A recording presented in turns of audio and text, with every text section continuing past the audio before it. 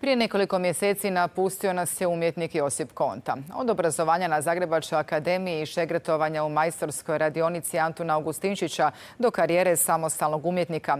Ovaj plodonosni umjetnik u nasljeđe je ostavio bogat likovni opus koji od nekoliko stotina skulptura i slika koje možemo razgledati u njegovu nekadašnjem ateljeu, današnjem memorijalnom studiju Josip Konta Art.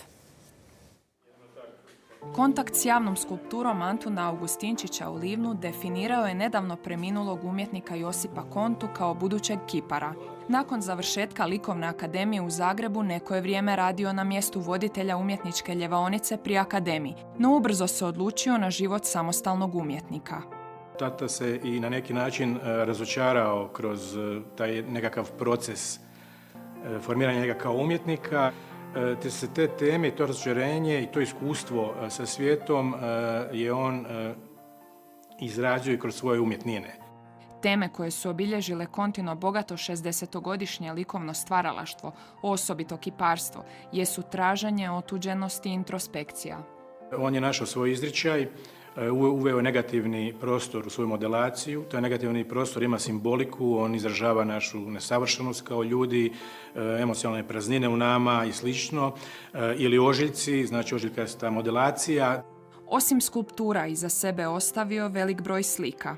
Dok je bio mlađi, one su bile zapravo puno sumornije, tamnije, jer kao mlađa osoba bio je veći buntovnik i nije gledao svijet baš kroz neke svjetle nijanse. Kako je formirao obitelj, kako su dolazili unuci i tako dalje, život mu je dobio jednu drugu perspektivu i onda se počeo uvlačiti zapravo i kolorit u te njegove slike.